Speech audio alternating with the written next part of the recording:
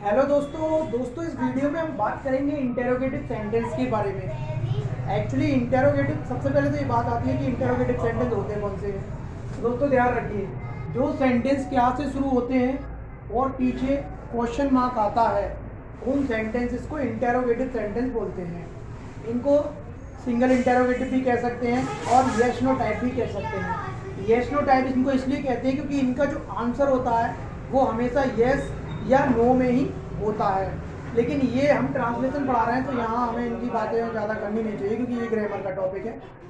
ठीक है, अब बात करते हैं हम कि इसको बनाने का फॉर्मूला क्या होता है।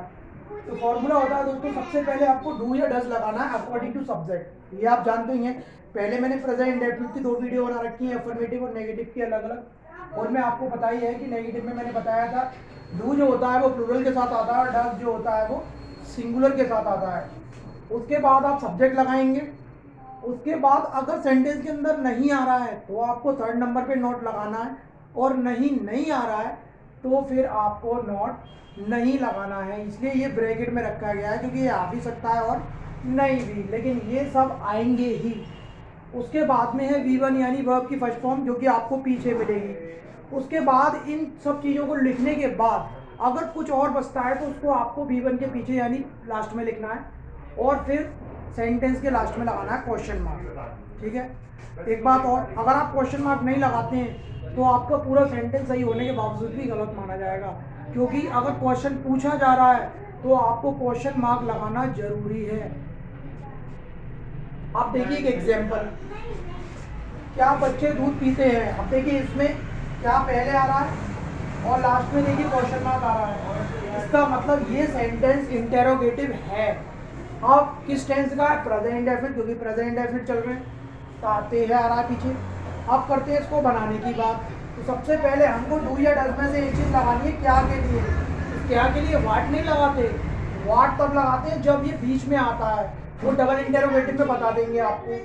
तो अब यहाँ पर क्या आ रहा है, अब इस क्या के लिए मैं डू या डज लगाना है तो सब्जेक्ट के अकॉर्डिंग लगाएंगे। अब सब्जेक्ट क्या, बच्चे दूध, क्या बच्चे दूध पीते हैं, बच्चे हैं ज़्यादा, एक से ज़्यादा होते हैं, वो सब्जेक्ट प्लूरल माना जाता है। तो फिर ये क्या आएगा, इसके लिए डू आएगा क्या के लिए।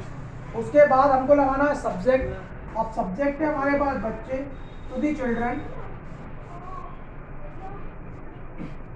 ये हो गया। उसके बाद हमको लगाना है नोट, अगर है तो, लेकिन इसमें नोट है नहीं तो नहीं है तो छोड़ देंगे। उसके बाद में V1 यानी कि वर्क, जो काम हो रहा है सेंटेंस में, पीने का काम हो रहा है, पीने को बोलते हैं ड्रिंक, तो ये हमने ड्रिंक की फर्स्ट फॉर्म लिख दी। उसके बाद में लगाना है हमको अदर। अब अदर क्या बचा इसमें, अदर बचा ये दूध यानी कि द मिल्क।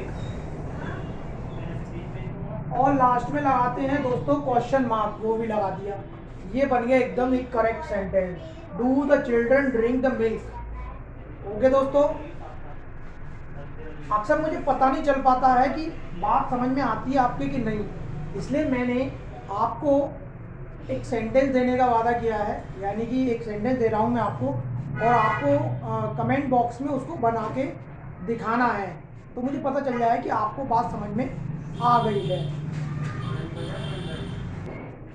तो दोस्तों सेंटेंस है ये, क्या तुम मेरी वीडियो देखते हो, इस सेंटेंस को आपको कमेंट बॉक्स में बना के लिखना है। इससे पता चल जाएगा कि आपने सही बनाया है, तो यानी आपको सही से समझ में आ चुके हैं, और अगर गलत है तो इसका मतलब आपको कहीं कन्फ्यूज़न है। दोस्तों वो कन्फ्यूज़न आप कमेंट बॉक्स में भी लिख सकते हैं, मैं आपको अवश्य रिप्लाई करूँगा। ओके दोस्तों, बाय बाय, टेक केयर।